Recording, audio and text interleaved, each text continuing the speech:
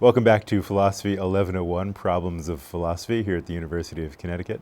Today will be our third and final discussion of topics in the philosophy of religion that we've discussed under the rubric of the greatest conceivable being.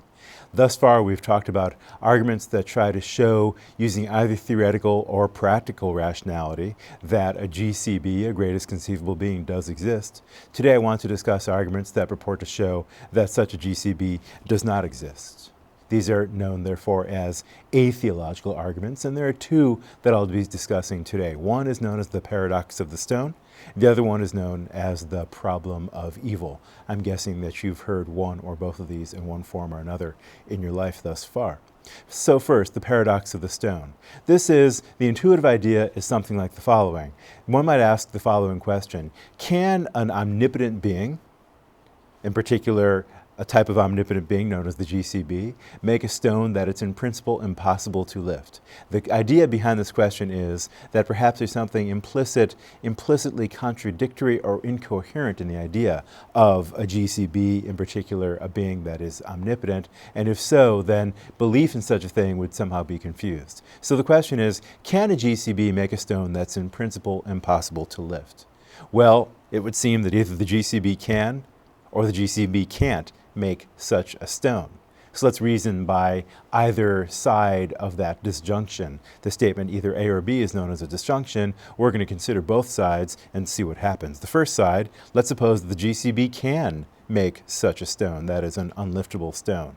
Then there's going to be a limitation on the GCB's power. That is, there'll be one thing that the GCB can't do, namely make and lift that stone. On the other hand, if the GCB can't make an unliftable stone, then there's something else that the GCB can't do, namely make that stone. So either way, there's a limitation on the GCB's power.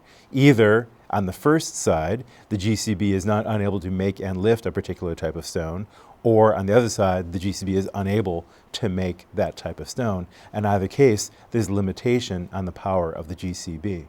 So omnipotence looks like it's either not well defined or somehow confused or in need of clarification. So let's go back for a moment, step back for a moment, and think about what omnipotence could possibly be. I want to suggest that it could either mean one of two things. Omnipotence could either mean having the power to do anything at all, no matter what, or it could mean something more modest, that is, in particular, having the power to do anything that it is possible to do. Now, the latter, having the power to do anything that it's possible to do, is not circular or banal or trivial. After all, having the power to do anything that it's possible to do is still very, very impressive. It still means that one can fly by flapping one's arms, and perhaps it means one can travel at the speed of light. Those are both things that I certainly can't do and that I suspect you're unable to do as well. So having the power to do anything that it's possible to do is still quite a great deal of power.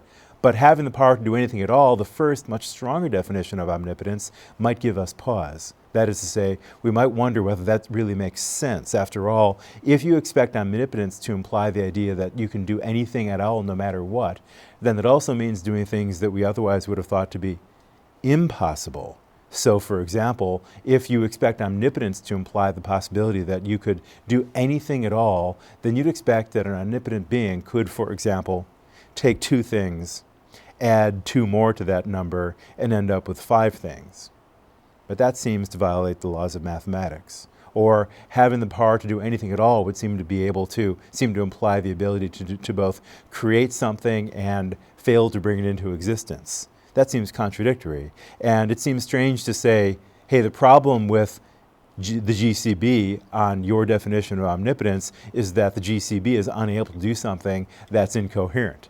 That is, that would produce an inconsistency, for example. That seems like an implausible expectation for what omnipotence should actually come to. So I want to suggest that one response to the paradox of the stone is not to say, rather than saying the idea of the GCB is incoherent, subtly inconsistent, for example, let's suppose instead that the paradox of the stone teaches us that really we need to clarify and make a bit more modest our conception of what omnipotence actually comes to. Maybe omnipotence is just a matter of doing whatever it's possible to do, and that's still a pretty big deal. So I want to suggest that one way of responding to the paradox of the stone is something that might fall into the slogan of be kind to your GCB.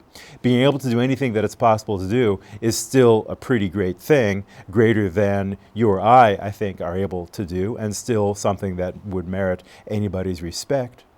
And in this more modest conception of omnipotence, the GCB, nevertheless, does have limitations. The GCB cannot take two things, add two more, and end up with 5, unless the GCB subtly or illicitly sticks one more thing into the collection.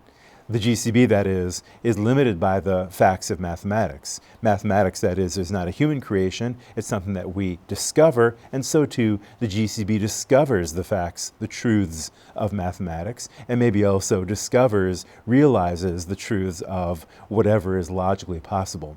Many contemporary theists and theologians will say that on this more modest conception of being able to do whatever it's possible to do as a definition of omnipotence, the GCB still merits our worship and awe.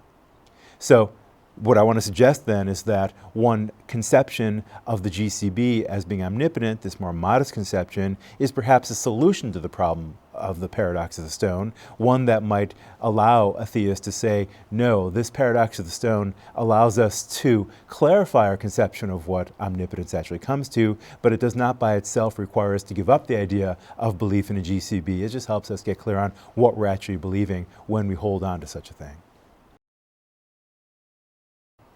So the paradox of the stone is one atheological set of considerations or argument that may be something that we can respond to on behalf of the theist. Maybe it's not as powerful an objection as another line of thought that many have felt to be very pressing, very worrying as a challenge to theism, that is known as the problem of evil.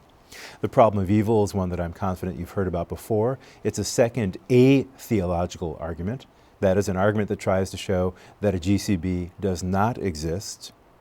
And in order to understand the problem of evil, I think it's helpful to distinguish between two kinds of evil. One, moral evil, which I'm going to define as the production of a harm or suffering by a free agent who acts while aware of the harmful consequences of his or her act. The production of a harm or suffering by a free agent who acts while aware of the harmful consequences of his or her act. I'll come back in a moment to give some examples of that.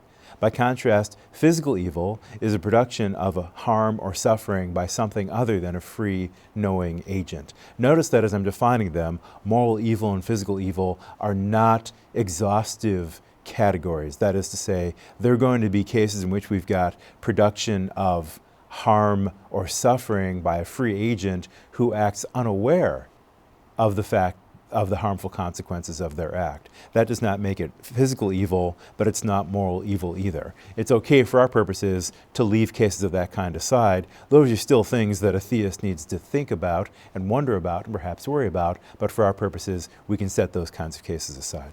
So moral evil and physical evil. Moral evil and physical evil are all around us, both in the world today and throughout human history. Moral evil, powerful examples of this kind. Here's an example of a mass grave from a concentration camp that the Allies discovered at the end of World War II inside of German territory at the death camp known as Treblinka. These were bodies of people that were either shot there in that pit or killed in some other way and then thrown into that pit, perhaps by means of being killed in a gas chamber and then being thrown there. You can barely make out some faces. You can make out limbs. You can see how emaciated the bodies are.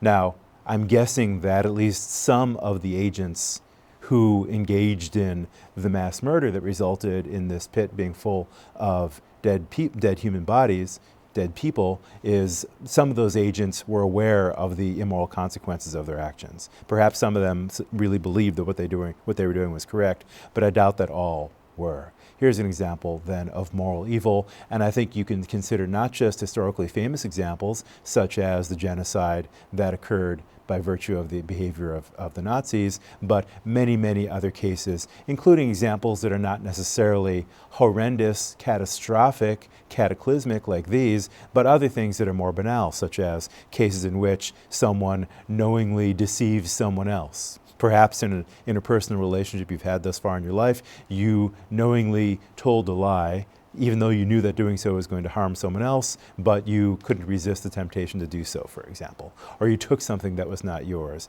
knowing it was going to harm someone else, knowing that it was wrong, but that it was something that you would do anyway. Those are examples of moral evil. My point is that moral evil is sometimes earth-shattering, shocking, cataclysmic, Holocaust-sized, but other times it's everyday. Other times it's banal and quotidian. I want you to be aware of the fact that moral evil is very pervasive and not just headline making, but also an aspect of our daily lives.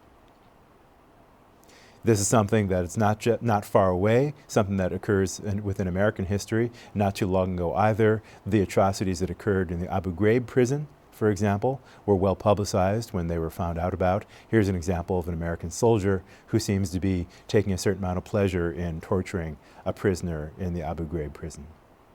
Many examples of this kind, these things are not hard to come across.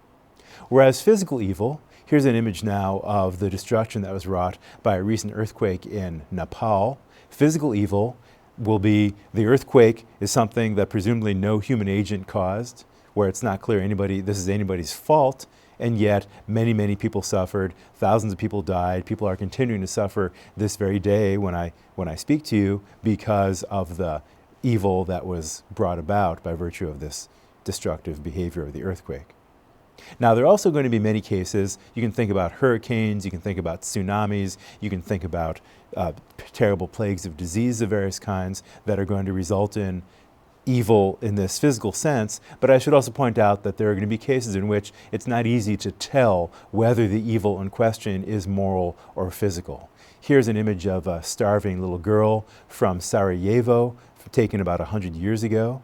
You can see, if you look carefully, quite easily the outlines of her rib cage. She doesn't have much life left, it seems. Her stomach is distended. Her skin looks like it's badly taken care of. It's not clear whether she's going to live much longer. Now, I don't know enough about the history of this particular situation to be able to say that the evil that's being on display here is moral or physical or a combination of both. I would suggest that she was probably a victim of famine, but the famine might have been something that could have been avoided had government agencies, religious authorities, and others, warring nations, been more circumspect and more thoughtful and more careful. All too often, when somebody suffers, it's not going to be because of a pure case of moral evil or a pure case of physical evil, but rather a complex combination of both types of cause. This is probably something that's very pervasive. That does not make the situation, the nature of the evil, any less extreme or any less severe, but it does make it it does make it a little more complicated to distinguish between one type of evil or another, and yet the problem is still very pervasive and very real. This problem of evil has exercised thinkers and non-specialist academics, that is, just intelligent, questioning, curious people for millennia who might, for example, believe in a GCB, but who are puzzled, distressed by the amount of evil that they see around them. David Hume, the 18th century philosopher, wrote in a book called Dialogues Concerning Natural Religion, that is the set of dialogues carried out by three fictional characters, one of whom is named Philo. Philo represents a kind of skeptical philosophical position, and he says to his interlocutors, by way of formulating the problem of evil that we just touched on a moment ago, in reference to the GCB, Philo asks, is he, the GCB, willing to prevent evil but not able? Then he's impotent, or at least not omnipotent. Is he able but not willing? Then he's malevolent. Is he both able and willing? Whence then is evil? That is, where does evil come from? How could a GCB allow these kinds of things to happen? And then Philo goes on, after making his case, says to his friends, it's your turn now to tug the laboring oar. A nice image, I find, because Hume is asking Philo, or having Philo ask his friends to explain to him how it's possible to consistently believe in a GCB and open up your eyes and look around you and become aware of the amount of suffering the world over. So we can begin to think about how this works by sharpening the problem a little bit. Let's put it in terms of an argument. Premise one.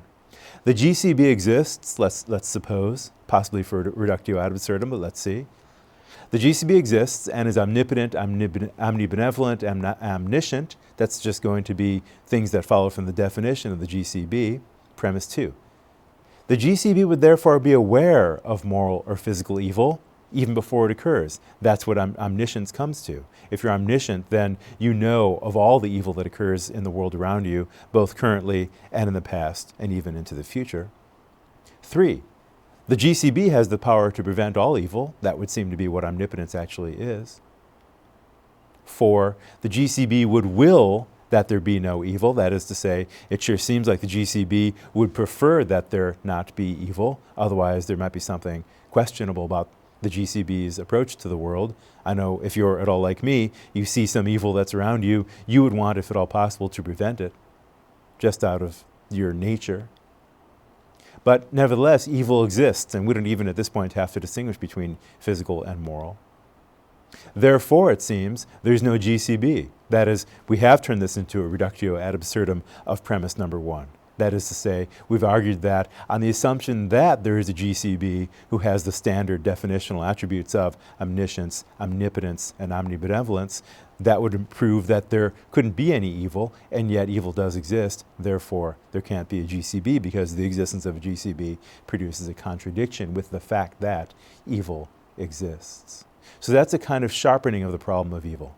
Now, the philosopher Leibniz, whose dates were 1647 to 1716, who was a philosopher, a mathematician, and a statesman, who developed, independently of Isaac Newton, the calculus, who was one of the first European intellectuals to take a close interest in Chinese civilization. He invented calculating machines. He was extraordinarily prolific. He had a just unbelievably curious and productive mind. Turned his mind to the problem of evil in many of his writings. And he suggested the following. He suggested perhaps the best plan, if you're a planner, for example, a GCB, you've got very large plans for the entire universe, perhaps the best plan is not always that which seeks to avoid evil. That is to say, maybe there are such things as what are now known as necessary evils, evils that are somehow justified by something that is greater, that is more valuable. And he wants to give an example of this kind. Leibniz writes, God allowed certain creatures the opportunity of exercising their liberty, even when he foresaw that they would turn to evil. Leibniz's suggestion is that there's something especially valuable about a universe in which there's freedom of will, liberty, even if doing so comes at a cost, even if doing so requires our taking the good with the bad. That is, step back and imagine the situation you'd be in if you were a GCB and trying to decide what kind of universe to create. You might say, well, I could create a universe with nothing but non-sentient, lifeless matter floating around, different solar systems, no life anywhere, just a bunch of asteroids and nebulae and so forth. But that, you might say, is a relatively bland world. Maybe there would be a world in which something more interesting would be happening, is one that would be more valuable, more worth creating. So you might say, it seems like it's a better world insofar as you've got free agents that are capable of doing good things for each other, for example, loving each other, caring for each other, doing each other favors, etc. But, you might say, to do that, they have to be free. And in order to be free, that's going to result in the possibility, at least, of their sometimes making mistakes, of their sometimes committing errors, particularly in the form of evil. And so, Leibniz suggests, necessary evils are things that we have to live with. That is, it might be unavoidable that insofar as you've got free will in the universe that you're creating, you might also have some evil. You've got to take the good with the bad. Now, this response to the problem that Leibniz offers, a response to the problem of evil, is therefore going to take a number of different forms. And this can be broken down into a number of different possible ways of, as it were, slogans we might think about. One of them is, you sometimes hear, God is giving us a test. Some people will say, the reason why there's evil is that God wants to find out where we belong. We've talked before about the afterlife when we discussed Pascal and his wager argument, and Leibniz might be suggesting that in order to figure out whether people are destined to go to heaven or to hell, God needs to give us a test. Or Some people have said, perhaps influenced by Leibniz, but perhaps instead influenced by other traditions of philosophical and theological thought. Some people will say evil is a kind of non-thing. It's more of a privation than an actual entity. So you can't blame a GCB for its presence. Another line of thought might be to say, well, there's a sense in which what Leibniz is suggesting is that things balance out. You've got some good over here, evil over there, but insofar as you've got more good than the evil that there is, that makes it okay. And other people might follow the slogan, which I've heard before in the form of the idea that you can't have mountains without valleys. If you want to have some mountains, things that rise to great heights, that is, the heights being things like virtue, decency, sincerity, perseverance, etc., you've got to have some valleys as well, where the valleys consist in various forms of evil. So let's go and think about how these things flesh out, how we can flesh out these possible responses to the problem of evil. To do so, I want to make another distinction, the distinction between the question, is the existence of some evil compatible with the existence of a GCB? And if you can show that the existence of some evil in the world is compatible with the existence of a greatest conceivable being, then you've given what's known as a defense. But notice that that's a much more modest project than the more ambitious project that I'm going to call a theodicy, where a theodicy tries to show that the existence of the actual amount of evil that there is in the world is compatible with the existence of a GCB.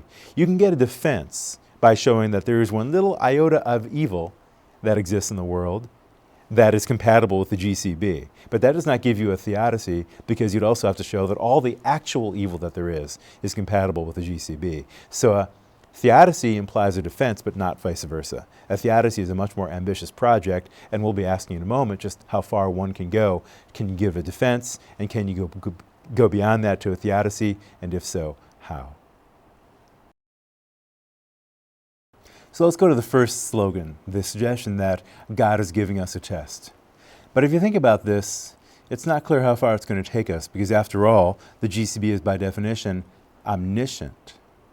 So why would just as you would not expect an omniscient teacher to give her class any examinations, because she already knows exactly, by virtue of her omniscience, what her students know, so too, you would not expect an omniscient being like a GCB to have to give any people tests, because the GCB already knows what they're going to do.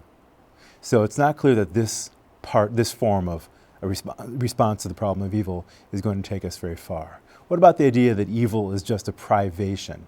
One sometimes hears this, and if we think of a privation as somehow the absence of something actual, like for example, the way in which a shadow is a privation, one might say, well, sure, one could reply to this reply by saying, well, sure, maybe evil is a privation because it's the absence of good, for example, but that does not get the theist off the hook, as it were, because even if evil is a privation in this sense, we can still ask why the GCB would have allowed so many, so to speak, shadows in the world. Why would the GCB have allowed this world to be such a dark place? If darkness is a metaphor for evil, we might say this world, if it were created by a loving, omnipotent, omniscient God, for example, would be one in which things were much more bright, for example. So it's not clear that the idea that evil is a privation is going to take us very far either, as a way of responding to the problem of evil. What about the idea that one sometimes hears things balance out? And this is a natural way of interpreting what Leibniz had in mind, that somehow evil over in this corner of the universe is somehow balanced out by a great deal of good in some other corner of the universe. Well, this might be along the right track, but it still needs some refinement, because think about the following example. Suppose that there's a wife abuser, a man who abuses his wife by being physically abusive to her and maybe verbally abusive to her as well throughout the week, but on Sunday he always brings her roses. Now we might say, well, look, that's very nice of him to bring her a bouquet of roses every Sunday, appreciate that, but that doesn't make what he does for the rest of the week okay. It doesn't justify his behavior for the rest of the week. One feels he should be nice to her, respectful, loving, and so forth all week long. Wouldn't that be appropriate? And I'll bet she'd still appreciate the roses on Sunday. So it's not clear that the idea that things balance out in some straightforward sense of the notion of balancing is going to solve the problem of evil, because one wants to ask, why does there need to be any balancing at all? because one could imagine an even better husband who doesn't engage in any abusive behavior and who would be just as loving and be just as much appreciated, hopefully more appreciated, by his spouse as a result. Well, this brings us to the fourth kind of response, which might, I think, have more to it. That is the slogan, no mountains without valleys. This, I want to suggest, is the most plausible of the replies that we might construe Leibniz's remark as implicitly suggesting. That is, perhaps there are some moral virtues that can only be realized in a world that contains either moral or physical evil.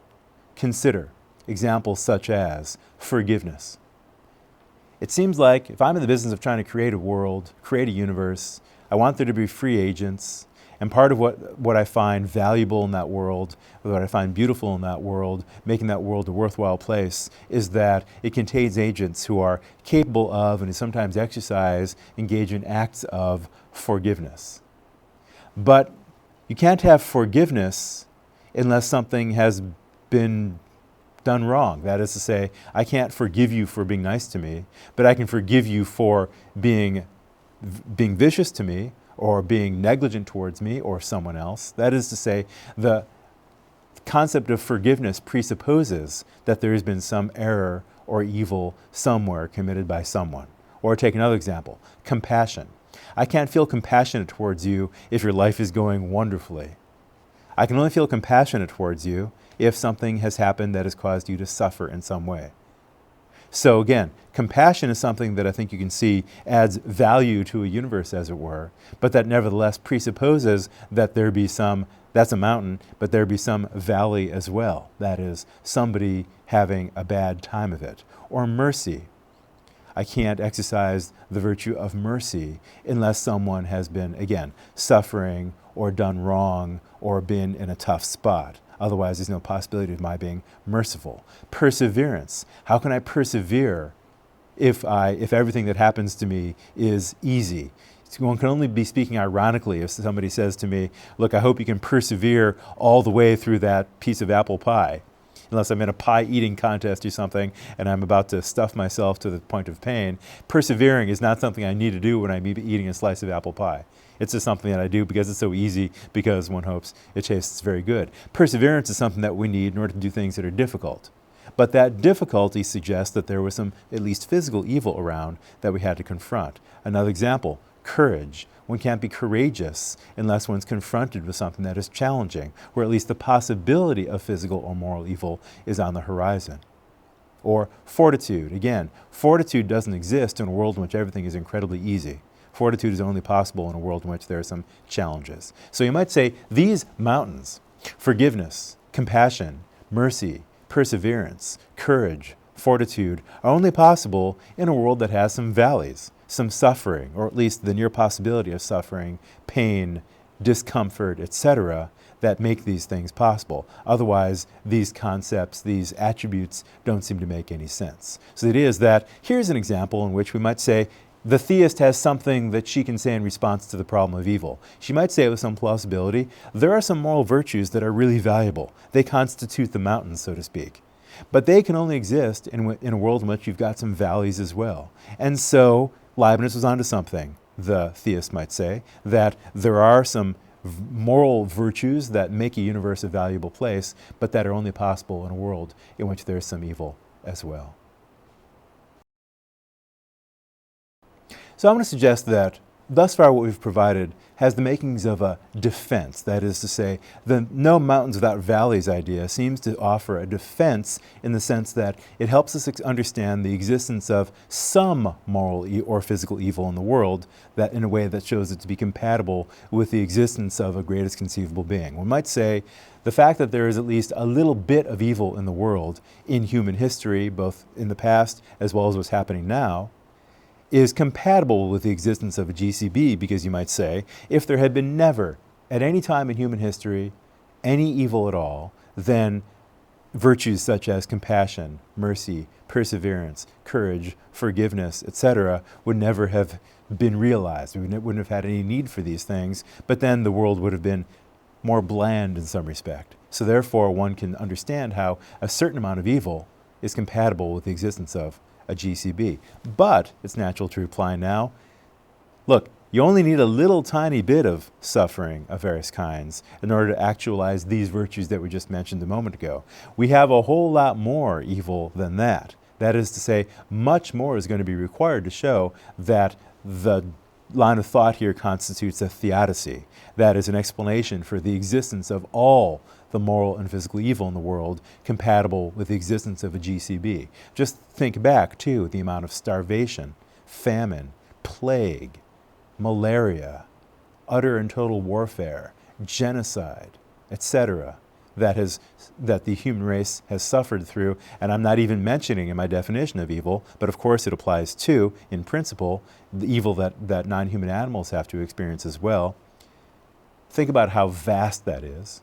Think about how huge that is, and how it sure seems like there's a great deal more of that evil, the suffering that the evil brings with it, regardless of its cause, a great deal more than is required to realize the virtues that we've mentioned thus far. You might be able to come up with a list of virtues that goes beyond the one that I've constructed, and thereby be able to justify the existence of perhaps more types of evil than I've considered, but I still suspect that you'll have to do a great deal more to make it compatible with the actual amount of evil that weighs down on the world as I speak. So we need to ask the question, is there a hope for going from anything like a defense to that of a theodicy? Now, in the article, Must God Create the Best?, Robert Adams, a philosopher, asks the following question. He wants to ask if the following proposition, call it P, is really true. It's something that's been in the back of our thinking thus far, I suspect. P goes as follows. If a perfectly good moral agent created any world at all, it would have to be the very best possible world that it could create. We're assuming that if you create any world at all, if you're a perfectly good moral agent, you create the best world that you're capable of creating. This is something that it's very natural to think is true. And if P is true, then the GCB is obligated to create the best world that it's capable of creating, even if doing so requires that there be a little bit of evil, given the defense that we've discussed thus far. But is that really true? Must it really be the case that the GCB has got to create the best world that it's capable of creating? So Adams suggests, in choosing to create a world with moral or physical evil, where the GCB could have created one with less evil, must the GCB in so doing be less than perfectly benevolent? That is, if the GCB says, I could create a world up here, but I'm going to create a world that's not quite as good as that one, does that show that the GCB is therefore less than perfectly benevolent, that is, not omnibenevolent? If so, then that would only be because the GCB is either wronging one of the creatures in the world that it creates, or the GCB has shown some kind of perversity in creating the world that it does. That is to say, when I choose to create one situation rather than another, I might in my decision either hurt some creature that exists, I've harmed it, I've made its life less than it could be, for example. Or if I create a world, perhaps I create an imaginary world by virtue of drawings or something I just contemplate in my mind's eye, or I write a story. You might say there are no actual agents that are suffering in this world because they're all fictional, but you might say, nevertheless, creating such a world shows that there's something perverse about me. If I create a bunch of stories in which people suffer unutterable pain all the time, one might wonder whether that reflects back on something strange about me. So if I create a world in some way that's either an actual world or a possible world, and it's less than what it might have been, it has a certain amount of evil in it, you might ask, what does that show about me? Have I wronged someone, or has it shown the kind of perversity in me? Let's get an example of the sort that Adams suggests. I could choose, suppose I'm deciding whether or not, I'm in a pet shop, I'm deciding whether or not I want to raise goldfish on the one hand or puppies on the other. Let's see, what should I decide to bring home today? A goldfish or a puppy? Well, I might think, goldfish are nice, puppies are cute, puppies are more work, puppies are more interesting perhaps because they turn into, when they grow up, or even when they're still puppies, they're more emotional and they form tighter bonds and so forth. But suppose that I decided to go with the goldfish instead. So I start to create goldfish. I, so to speak, create a goldfish world rather than a puppy world. Now, here's a question. that Adams would want us to consider: have I done something morally wrong in so doing? Have I erred in some way by creating a goldfish world rather than a puppy world? I want you to reflect on that question for a moment. Ask yourself, if I've done something wrong, well, who have I wronged, or have I shown a perversity? If I decide to create a goldfish world and not a puppy world, then let's suppose that the puppy still goes home with some other owner, so it's not as if the puppy has to suffer. Then I haven't harmed the puppy in so doing. And suppose that when I bring the goldfish home, I create a perfectly nice, pleasant fish tank environment for the goldfish. It's not clear that I've done something immoral in choosing as I have. That is, if I choose to raise goldfish rather than puppies, it's not clear that that choice betrays a moral defect in me. You might say, look, you could have created a more interesting, more wonderful world, but the fact that I didn't does not show that I've harmed somebody. I haven't harmed the puppy, because the puppy still has a good life. I haven't harmed the goldfish. I'm taking good care of the goldfish. It's not clear that I've shown any perversity in the way that I would have shown if I spin out a bunch of stories in which people suffer or other creatures suffer terribly. So where is the immorality of my choosing to create the goldfish world as opposed to the puppy world, as it were? I haven't wronged anybody, nor have I shown any perversity in doing as I have. But then it's not clear, Adams will suggest, that I have done something wrong. But notice that this has implications for his proposition P, because proposition P says if a GCB is going to create any world at all, then the GCB would create the best world that it could create. Adams is saying, I actually think we should give up on proposition P, because that would imply that if you're going to create any of the either of the two goldfish or puppy worlds, you're obliged to create the puppy world, whereas Adams would say you can, but if you choose to create the goldfish world instead, that does not show that there's anything immoral in that choice. Adams builds on top of this thought the idea of grace. This is a moral attribute consisting in loving someone or something regardless of its imperfections. A graceful host, for example, is kind and thoughtful and considerate of his or her guests at a dinner party, for example, regardless of whether or not they're behaving properly, and appreciates them for what they are with all their imperfections and foibles. So too a graceful God, Adams will say, loves its creatures whether or not they're as great and wonderful and nice and sophisticated as they could be. Goldfish, that is to say, as opposed to puppies. So the GCB could display grace in loving a world full of creatures that are less perfect than they might have been. Goldfish-type creatures rather than puppy-like creatures. Human beings that often err, often perform acts of evil of various kinds, as opposed to human beings that are one and all moral saints, as it were. So I could love those goldfish fully and in full knowledge of their inferiority to puppies, and in so doing, create a world that's less perfect than it might have been, but it's not at all clear that I've done something immoral as long as I meet these conditions. Adams will say, structurally speaking, the situation is similar between the goldfish puppy example and the case in which a GCB creates a world that's much less perfect than it might have been.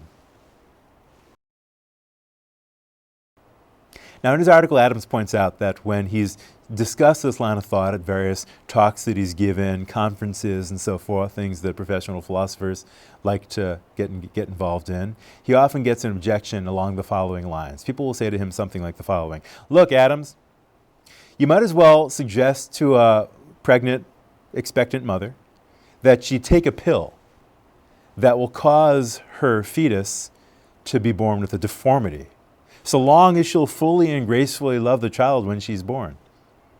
People will say in objection to Adams, look, from your point of view, wouldn't that be perfectly morally acceptable for the expectant mother to do such a thing? So long as she loves the child when it's born, it seems like her behavior is perfectly morally acceptable. Adams replies, well, actually, I agree that doing so would be wrong, but that does not show that there's anything wrong with my theory, because that's not quite a relevant analogy. And his idea is the following: that there's a distinction between creating a world where life for most creatures is worth living, even if it's a less perfect world than might have been created, on the one hand, and creating a world in which life for many or most creatures is substandard relative to what is normal for creatures of that species.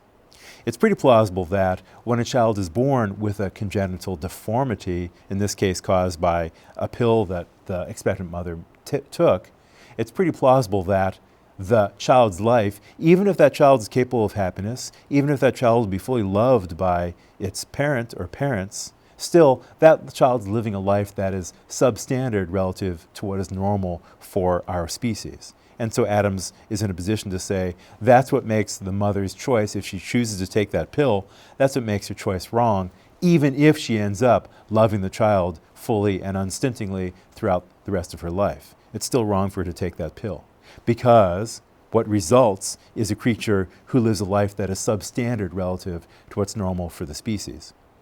But so long as the child that you create, or the population of the world that the GCB creates, lives lives that are relatively normal, that are normal relative to what is standard for the various species that exists, Adams will say, then there's no moral defect in the behavior of the GCB. So as long as that life is relatively normal for most creatures of most species, Adams will say, there's no objection that you can raise to the GCB creating the world that the GCB has created, so long as most people and members of other species live lives that are not substandard. Now, this is a response that Adams can give in response to that objection that we just mentioned about the mother who's contemplating taking the pill. But you might say, okay, Adams, I understand how this responds to that problem, but still, the analogy with the current situation on our planet is not perfect, because one might argue, actually, a huge number of people, human beings, live lives that are vastly inferior, vastly substandard relative to what is normal for our species. And I'm not talking about the fact that not enough people on the planet have smartphones or an internet connection. I'm talking about how not enough people on the planet have reliable sources of non-contaminated drinking water.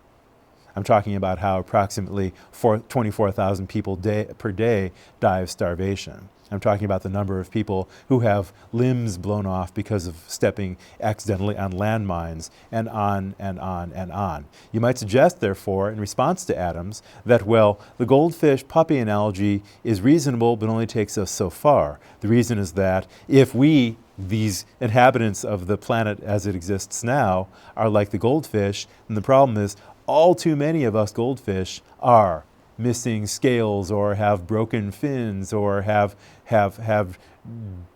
broken other body parts that prevent us from being able to live proper lives, even if the relatively privileged people that are students at this university or are connected with this university in one way or another, primarily citizens of the United States, primarily in the first world and so forth, we're relatively well off. If we remember for a moment how atypical we are relative to the rest of the human race, we might think that actually if we're goldfish, then all too many goldfish are swimming around our fishbowl, so to speak, with many missing scales or broken fins or other aspects of our lives that are somehow substandard, diseased water, contaminated water, etc. So Adams might, that is to say, give us something more powerful than just a defense, but not yet a full theodicy, that is to say, not yet a full line of thought that explains how the actual, current, I would suggest, enormous amount of evil, both physical and moral, is compatible with the existence of a GCB. I'm hoping that you'll take the opportunity in this class, in one of your writing assignments, to think about how Adams' line of thought might be extended from beyond the defense to the challenging of the proposition P, to the idea that perhaps the actual amount of evil that exists in the world today is compatible with the existence of the GCB. So now we're coming to an end of our discussion of topics in the philosophy of religion under the rubric of the greatest conceivable being. Notice that we have considered the application of both theoretical and practical rationality to settling issues about the existence of the greatest conceivable being, about what is commonly intuitively referred to as God. Now, notice that we haven't settled anything definitively one way or the other. So this class, what you've seen of it thus far, is a little bit different from your math or engineering or chemistry classes, in which you get fairly definite solutions to problems that you're confronted with. Whereas in philosophy, we often don't come up with definitive solutions, but I'm hoping that we'll still have made some progress, because these are questions that any thinking, any reflective person is going to be concerned with, and we'll continue to discuss such questions throughout the rest of the semester. And I'm not going to try to give you definitive answers, but rather try to give you tools for thinking about these questions in more systematic, better analyzed, thoroughgoing ways that allow you to not just have opinions, but to justify those points of view with reasons, and to consider how other people might have opinions that are worth taking seriously, that you can use to build on and enhance, perhaps in some cases modify, your own. So the fact that we have not come to conclusions yet about any of these questions does not show that it's all just back and forth, it's all just bandying about subjective opinions. Rather, these are opinions about topics that matter, where it's not at all clear that scientific investigation or historical inquiry or empirical investigation under a microscope or mathematical proof is going to answer these questions, and yet the questions that matter. That does not mean that therefore we should just sit down and choose the point of view that seems most pleasant or appealing, but rather we should continue to work and try to justify our opinions as best we can to make them not just dogma, but things that are much more like reasonable points of view. So you've got options among theism, atheism, and agnosticism, and part of your project will be to say, to think about your position about questions in the philosophy of religion, then to ask yourself, where do I stand? And more importantly, how can I justify my standing in the way that I would like to or think is most reasonable? How can I turn my inclinations, my gut instinct, into something that's more like a justification and not just a cause, going back to our discussion of how to assess arguments. Notice also that in the process that we're going to be sharpening our analytical skills. That'll include learning how to read carefully, look at the arguments of authors and break them down into lines of reasoning that we can formulate in terms of premises and a conclusion if at all possible. Take your own line of reasoning and see whether you can put it under a kind of analytical microscope. That's often a very good way of determining just how cogent that line of reasoning is. And notice also that we've been, in the course of our discussion thus far, thinking about touching on various aspects of issues of right and wrong. The problem of evil includes the notion of moral evil, which depends upon the idea that we've got free agents who do what they know to be wrong. We've got suffering, we've got compassion, we've got mercy, and we also have the example of freedom of action. And those are all bound up together into a topic that goes under the rubric of ethics. That'll be what we turn to as our next major discussion in this course.